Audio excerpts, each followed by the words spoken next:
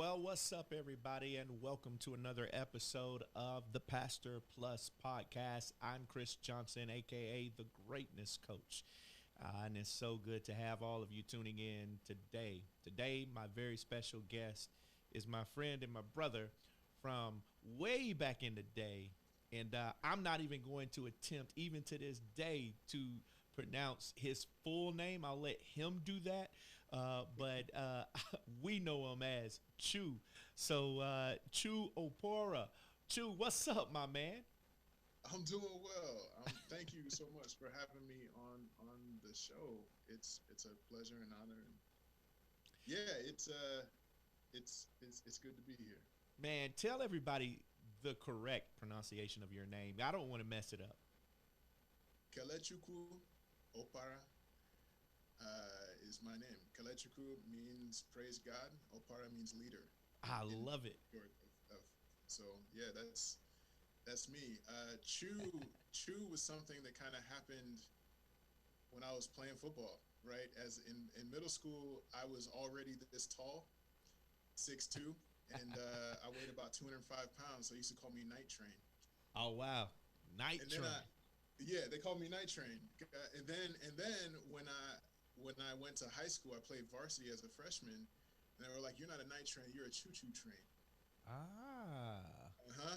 Yeah. And then ah. eventually, I got big enough that calling me choo choo didn't make any sense, and so even though Chu is a syllable of my name, it has nothing to do with that. It was a nickname that came from me just being a big kid, and That is that is awesome, man. And here it is. I thought it was just short for your name. yeah. Well, I mean, it's easy for people to assume that because like I spell it. It used to be Choo but Ah, I was like, but Chu is in my name. I'll just spell it that way. That way that you know. So it that's makes probably my sense. doing. It makes sense, man. So listen, man, we are. I think it was a couple of weeks ago. We kind of reconnected, and I was on your Mhm. podcast, and man, it just so interesting how God has us at this stage in our lives, man, just kind of reaching for some of the same things and doing some of the same things. And I'm looking at all of the things that you're doing. So, as a financial professional, a podcaster, I love what you said. You're a goal miner. I love that. A gold miner and then a hope chef. So, man, tell everybody who may not be familiar with what you do and who you are, just let us get to know you a little bit. Well, I'm glad. Thank you for that. I I feel like Hope Chef, Gold Miner are the easiest ways for somebody to understand my heart, like where I'm coming from. Yeah. Vocationally, where I am professionally is I teach people how money works. Okay. It's not taught in schools, and when it is, it's usually something completely basic, like how to balance a checkbook. Yet money impacts every area of our life. And I previously used to work in ministry, which I feel like I still do. It's just a different shift of that. But um, I started to find working in ministry that there's a lot of times people wanted to do something, but they didn't know how to get from here to there. Mm, And it kept happening over and over again, over a decade of time. And I started to realize, like, there's something wrong when people are so disconnected from the things that they say they want to be a part of. wow. So, without going into a lot of the details of how I got into financial services, um, and how I became a money coach, like teaching people how money works, it really that's kind of what set me up for that is just seeing Yeah. a problem over and over again. Turns out, there's 7.5 billion people in the world. 5 billion of us, 5 billion of those 7.5 billion cannot answer basic questions about how money works. And what happens when you don't know how money works is that you unknowingly and unnecessarily lose money. Wow. And when I say lose money, I don't mean like money's in your hand and just you just lose it out of your hand. What I mean is the impact that you could have with your resources is stolen from you Yeah. because you don't know how money works. And so, I like to ask the question, hey, if you were unknowingly and unnecessarily losing money, how long would you like to wait before somebody comes and shows you that, tells you that, brings that up? And so the way I see it is, while there is, we talk about, moving in the spirit, but on this side of heaven, we live in a material world. Yeah. Yeah. And in order to have impact in a material world, we need the resources to impact the material world. And so, the way I see it, closing the distance between here, who I am now, and who I want to be in the world, the impact I want to have, the people I want to help, the people I want to bless, the influence I want to have, the experiences I want to have, is usually a dollar amount. Yeah. Yeah. Yeah. And the management of it. So when we talk about Hope Chef, for a lot of people, they have decided to bury their own hope in their own version of backyard. Wow. Because they can't get over the money thing. And so I'm cooking up hope, man. And I'm cooking up hope because I'm showing folks how it works. And you see that so much, man. In like I'm talking about this concept of Pastor Plus, like pushing pastors to create extra streams of income. And I think sometimes our perception of money, like when we talk about monetizing a book or monetizing some spiritual principle or monetizing a perspective as a pastor or taking some skill that you have and offering some service and charge for it, I think, because I struggled with this, like, is your perception of money and how we view how God wants us to treat money. It's like, should I be charging for something that God gifted me to do? So, like, I mean, if you're thinking about like what you do and what you've encountered from kingdom principles, from being a Christian, from serving people financially, what have you encountered with this kind of tension between, being who God called me to be, but also wanting and pursuing some money? Yeah. Okay. So that is first of all, I would say you rightly named it tension. Yeah. And I think that tension is appropriate. And, should I monetize this thing that God gave me? Well, I don't know the answer to that. But what I do know, when I say that, I don't know the answer for everybody. Gotcha. And for everything.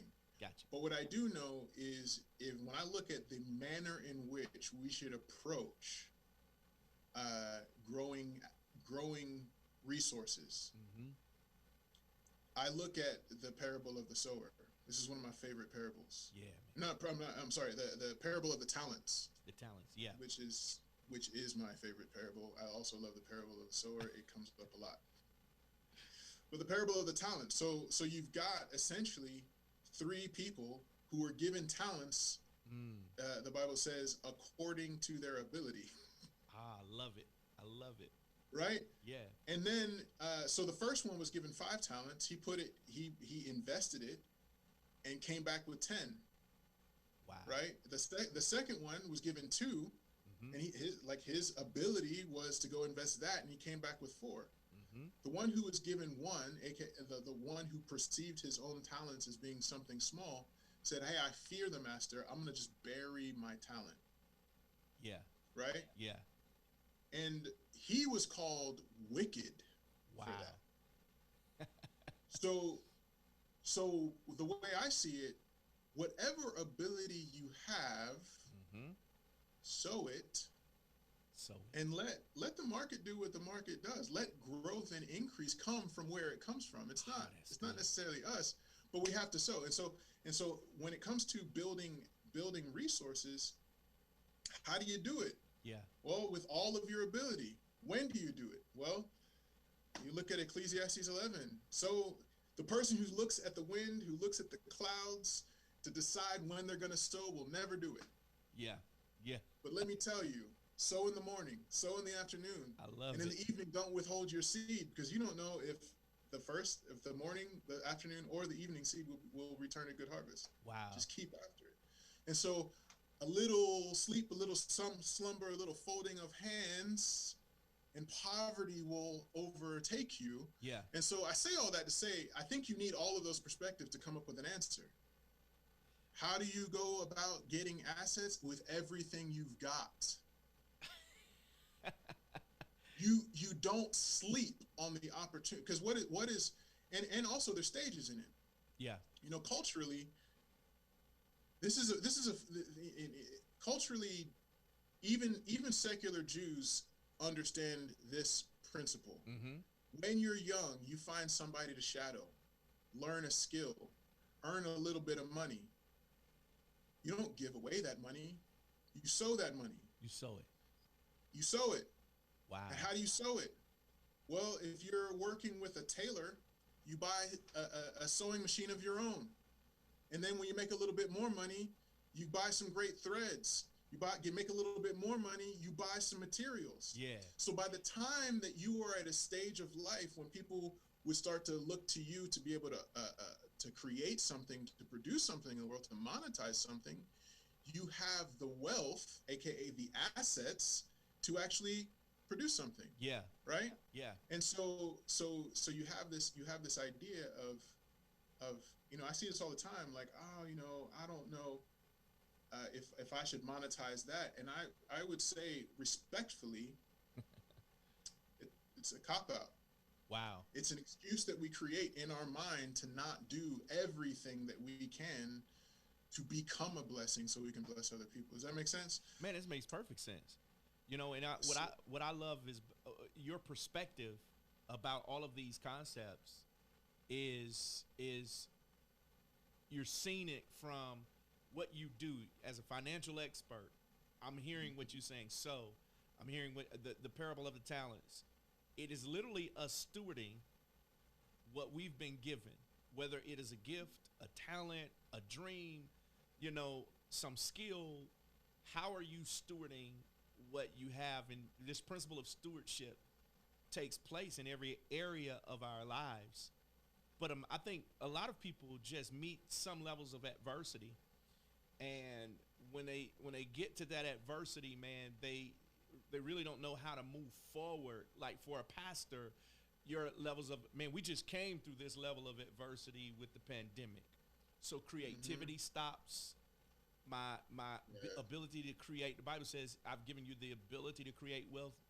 My creativity to create wealth stops. My ideas stop. People are not coming.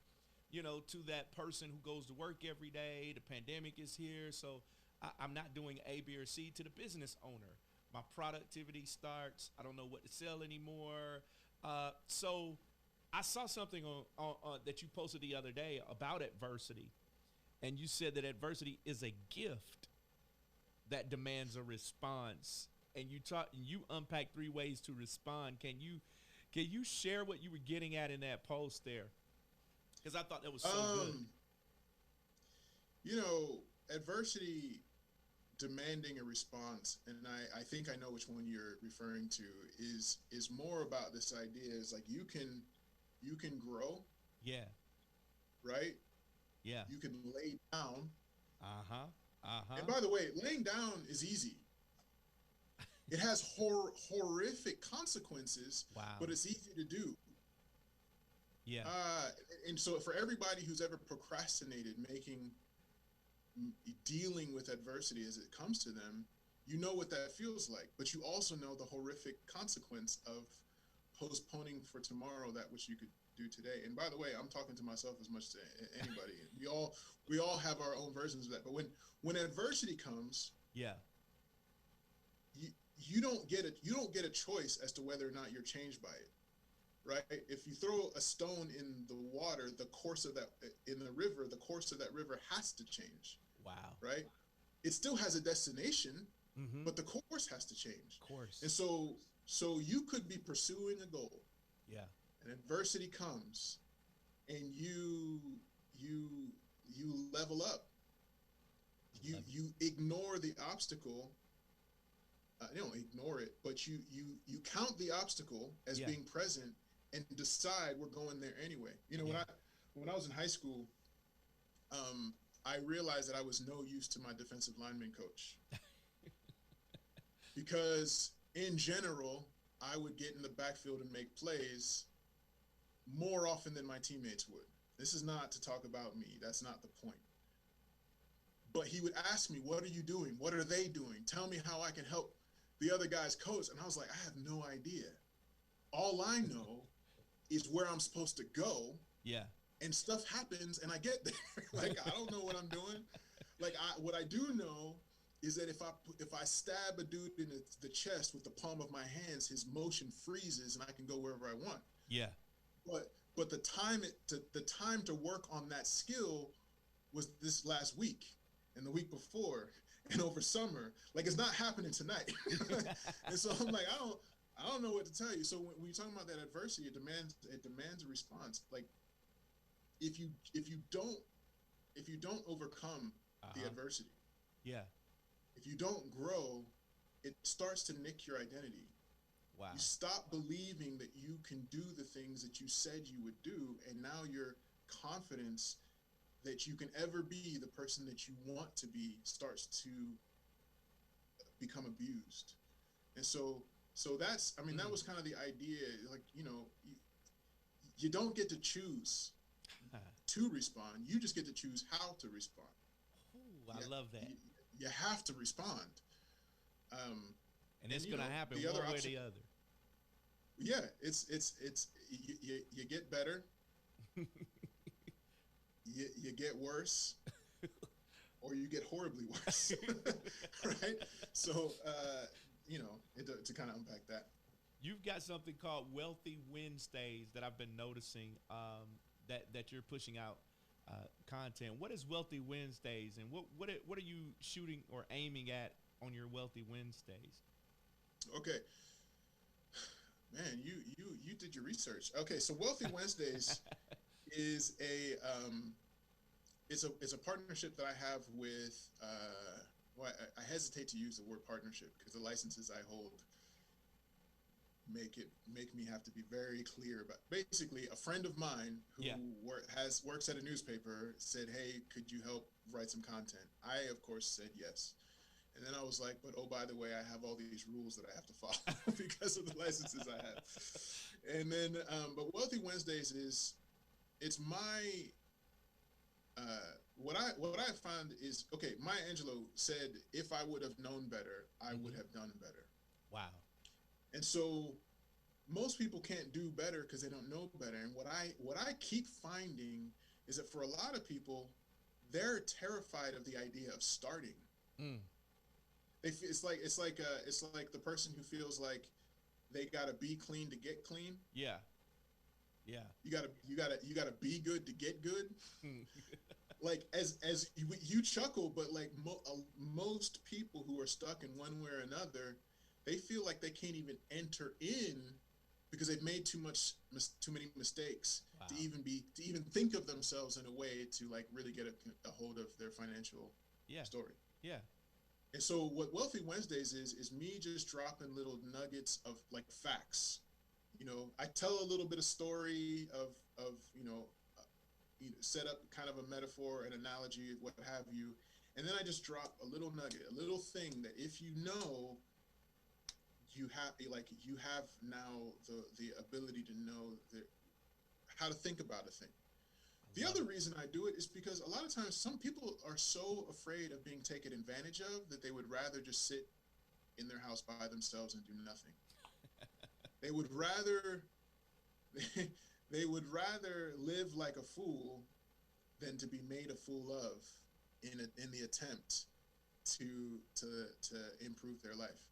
And so I find that it's just something that I can do that doesn't really cost me anything but a little bit of time to just share some of these ideas that I've learned over the years, I've learned in my profession, to just, hey, if you don't know how the rule of 72 impacts money around you for savings or debt, you will be terribly impacted by that lack of knowledge. So let's talk about it. Wow. Let's show some simple ways that you can get to that. So, man, that's what Wealthy Wednesdays is. That's gonna help so many people, man. And I see it so many times with the people that maybe I come in contact with who are, believers. They go to church, and it's so prevalent in the church. Like many people are so accustomed to coming to church, Worship is real good. We get a shout in, we speak in tongues, we get the spiritual part down pat. Then we go outside of the church and be broke and, and can barely pay bills. And I just don't believe God is pleased with that unbalance of our lives. And so what you're doing has so much purpose and so much significance. And I believe, that it helps unlock so many things in people's lives because the Bible says it. Money answers all things.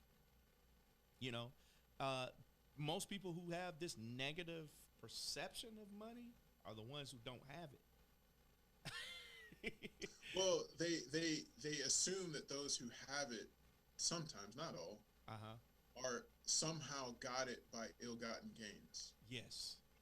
Which I don't know that they actually even believe, but it's easier to categorize people who have money as some sort of other so that they're no longer responsible for their own stewardship. Wow. Right? That's good. And so, bro, I've been there.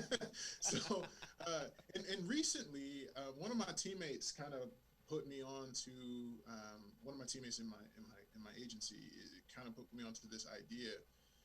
Periodically, every once in a while, I would go and speak to a church about, the kingdom of wealth and the kingdom of mammon, right? And I would do this teaching on the distinction between the two and how you can know that you're living under the principle of wealth and blessing or the principle of mammon, riches, and curses, right? And wow. And so I put something together that was a little easier to digest than what because I used to go in with like all these references. It was exciting for me because I'm a nerd, but like for a lot of people, it was a little heady.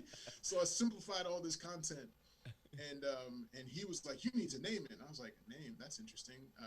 Okay. And he was like, "Okay, financial foundations for kingdom living." I was like, "Okay, love it, sure." And so the reason I even bring that up is because one of the reasons that most people suffer financially in the church is because they don't understand those foundations. And so they go and they earn and then they spend. Come on, man. And then whatever's little bit is left over, they might save, and whatever is a little bit left over from that, they might give. But they're always in a crisis state. Wow. Because the only way money comes is by their own effort.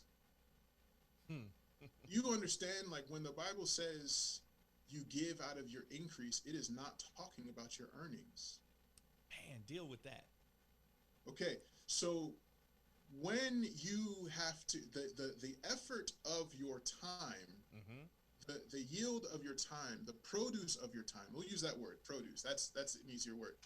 The produce of your time and effort is earnings when it comes to, money. Yeah. But the produce of your earning needs to be sowing if you're going to work in that realm. So there, obviously, when you're earning, there's some amount that you have to live off of. The way that the Jews circumvent this is that when they're young and still living at home, or so-and-so gets their cousin together and they pool their resources. Because when they're young, they've just been bar mitzvah, they've just been bat mitzvah, they're not responsible for their living expenses yet, but they are responsible to go get money. Wow. And they save that money, and then they go buy things that can make money, right?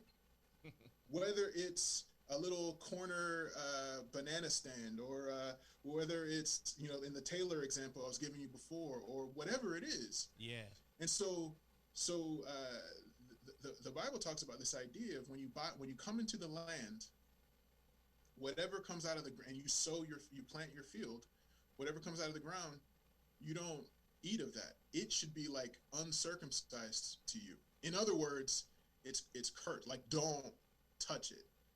But in the fourth year, all the produce of the land is the Lord's, and that's like the initiate year. Wow.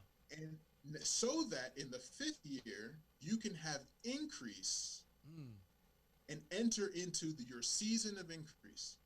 I love it. Now think about that for a second. most people, they think they have increase when their time and effort is required to create it. Yeah. But the reason they don't is because now we're saying, I am going to control my own increase. Wow. That's not where the blessing is. The blessing is not in you controlling your own increase. The blessing is in you controlling your own discipline to sow, so that God can be God in his position to create the increase. And it's out of that. See, as long as I need to go work to make money, I'm always going to be conflicted about giving it.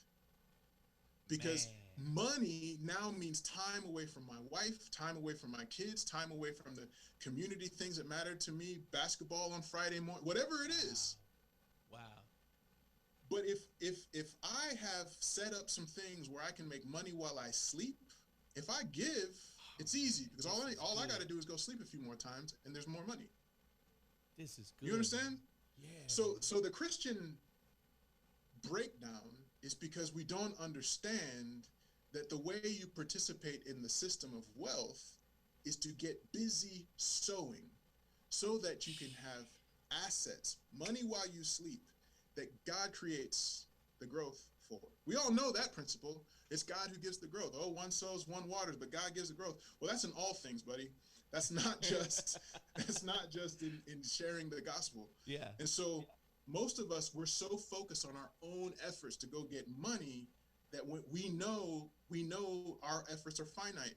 So we're always conflicted about giving it. So you're hamstring in it by that. Like, I don't know why I keep acting like I'm limping. You know what I mean. I know exactly what you mean. Yeah, you ever pulled a hammy? You know what that feels like. Yeah. You're trying to move, but it's not working. Feeling. Oh my gosh. So that's what and this is, like, I just gave you the Cliff Notes version, but this is something that I'm finding, like, as I go and I share this message in churches. The looks on people's faces is one of shock and some of mourning. But, there's hope there, because now you understand you can't just go earn, spend, and then save and give. It won't work. The Bible calls us to be hilarious givers. You can't be a hilarious giver. You can't really give generously because in this world, as long as you're alive, there are people, lots of them, who are counting on you, counting on your insight, counting on your time. And that's for sure true as a pastor, but it's true for every person. Every person, yeah. And so every time you give away some of the produce of your time and effort, wow, there's something innately in us that goes, all right. You're supposed to, but it's under compulsion. It's not under generosity. It's not hilarious.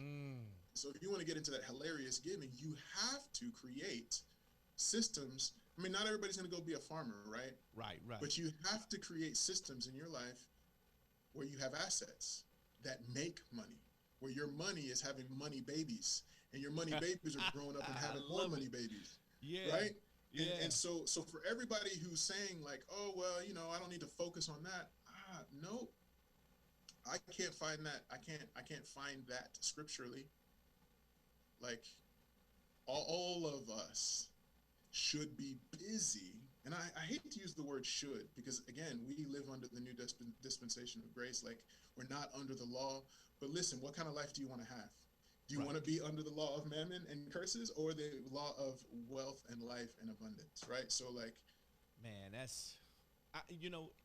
it's so rich, because what you're saying, and if I'm hearing you correctly, I think people clench that fist, because, like you said, I've spent 15 hours today at this job, or I put 70 hours a week in, and I put all this time away from home, and man, it's hard work what I do, and you want me to sow this, or you want me to give this, or if I'm investing money, the risk that's involved, or I think people get so close-fist because, like you said, we're not seeing our money share some of that effort and make money. Like, we're putting it all on ourselves. Man, that blessed me, man, because that is so awesome, because I see it, and I've seen it in my own life. Like, you're a little hesitant to to write checks or get out that debit card when you're spending that hard. I'll tell you a funny story. My son, who's just now starting to work, right? He went and bought like 224 packs of Gatorade. So he takes his Gatorades up to his room. And I'm like, wait a minute. You're not going to sit them down here so everyone can drink? And he was like, well, no, I paid for these. Oh, it's a little different. Like, when you're spending your own money, it's a little different to just let those go. So I get it. Like, that concept, what you're saying it's so true. And so many times in the church, we've been accustomed to that mentality. Like, hey, I spent my money on that. So we're very hesitant to sow sometimes.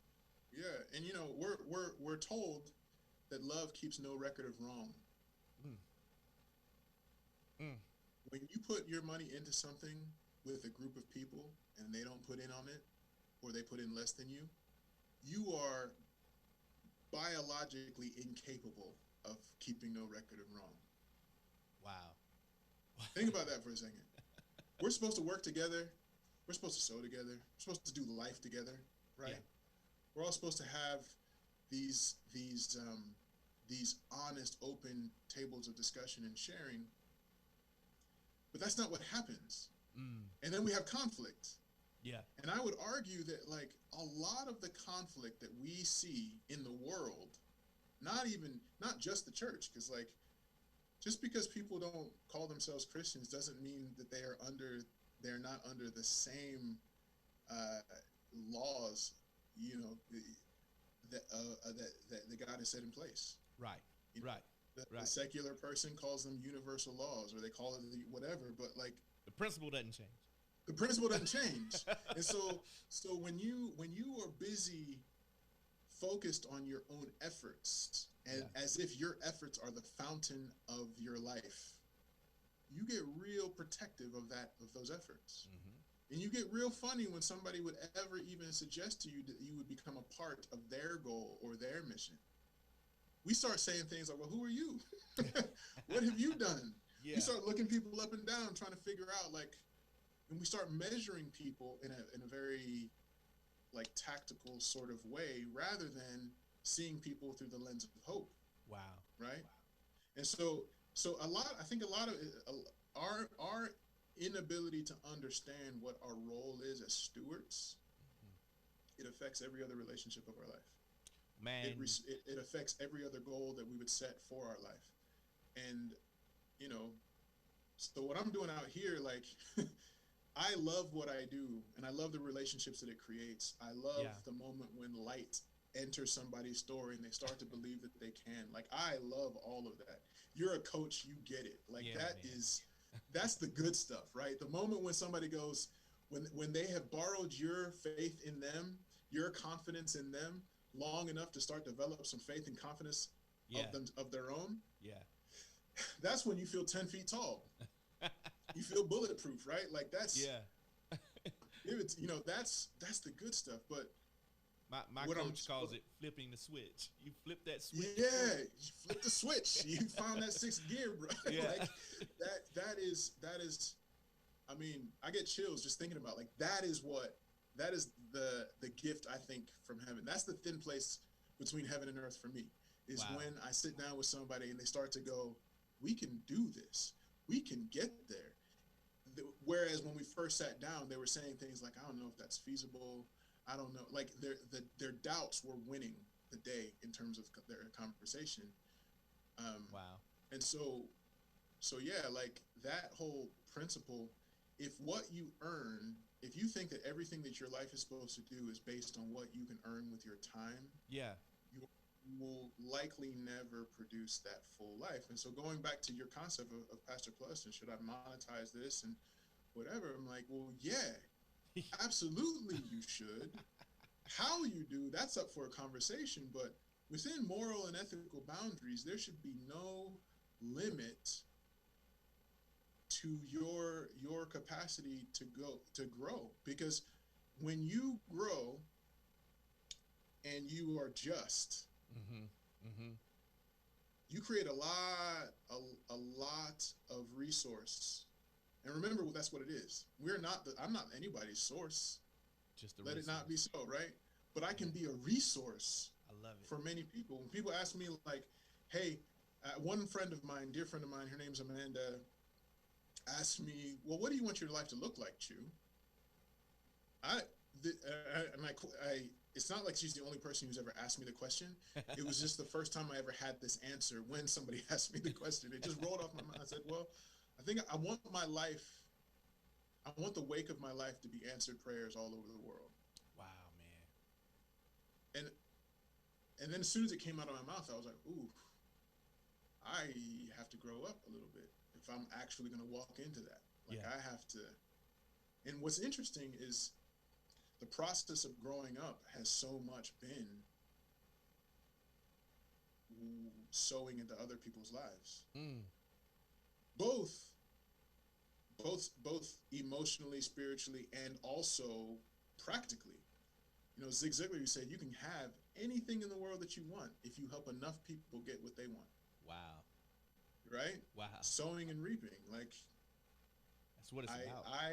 I get blessed because I'm busy out trying to bless people. Like, that's kind of fun that I have a role like that. So anyway, I could Man, keep going on and on and listen, on about man, that. So this has been fun, man. I love talking to people who are movers and shakers. You've got a couple of things going on, and now one of the things, I think one of the ways we connected earlier was through your Vision Builders podcast. So, Mhm. tell us a little bit about the Vision Builders podcast and how we can kind of connect with you there. Well, I've got a podcast. You can listen to it on any platform. If you're not sure how to link up to it, get to my Instagram at Chu Oparah. Hit the link tree, and then you can listen to it. You might see a familiar face on there as well. um, but that's, go to the podcast. The Vision Builders is a show about freedom, what it is, what it takes to create it and share it, and the age-old practice of leveraging other people's hindsight to bring clarity to our own developing stories. I It love it. sounds like I've said that a time or two. I have. It's that's like the tagline of the show. And so the reason I do that show is because, there are people in the space, in the personal development space, in the coaching space, who are always trying to talk about how happiness is the point. I don't know that I believe that. Mm, I believe happiness is the result. It's not the point. wow. Um, but happiness, I believe, can be measured directly by the quality of thoughts and emotions that we experience on a regular basis. Mm, And if we are not growing, both growing and impacting the world around us, if we wow. are not internally growing as people and then externally impacting the world around us based on how we're growing, we become the Dead Sea. We start to put layers around our heart, right? Like, we start to be a walking defense mechanism. Hey, how you doing? I'm fine. Why you ask? Like, that salty sort of personality doesn't start in a day.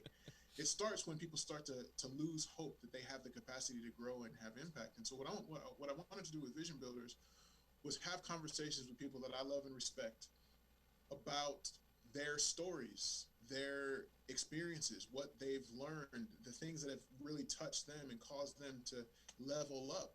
Because what I found is, success leaves clues, Mm, yeah. and everybody has a different version of what they think of when they hear success. But to me, freedom is simply the capacity to do that which brings you joy and blesses other people. If you can do that, you can experience an incredible thought life, Wow. right? Wow. And if you can have a great thought life, that contagion can be in the world. And you don't have to have great circumstances to have a great life. Right? You can be in, it's funny, like, we were having fun playing football. But think about what football is. It's violent. It's violent. I think I read an article from Sports Illustrated that came out in 2000, early 2000, and it said, that playing D1 college football or NFL football was like the equivalent of the average person running into their garage door 30 times a day without bracing themselves. I can, yeah. I was like, are we idiots? Like, why do we have so much fun doing this thing? It's like, exactly how I feel when I go out there today. I'm like, these kids are crazy. They're crazy, yeah. Meanwhile, you should watch some of your old film, right? like talking about people flying around, making and the way you used to get up after you would lay somebody out, man. Like, what were we thinking? You know, we were just fun. We were having fun. We were in the hunt. We were there was the meditation of our minds was always about getting better and taking care of each other and so we were both getting better on the inside and we were impacting something on the outside. We were having a blast, but bleeding every day, having to be taped up a little here, there every day, rolling ankles. Like, it was violent, but we had fun. I think for life, we need to understand joy, happiness, freedom does not require easy circumstance. Yeah, man. So for the person who says, then I'll be, when I get here, then I'll have, what, like, you don't know if you even get tomorrow, bro. So, like, learn how to find joy right now. Be in the moment. Commit to grow, commit to contribute. Growth and contribution. So, wow. That's what Vision Builders is, and maybe a little extra. Man, I listen, is there anything else that you want to plug us into, man, as we close out this episode?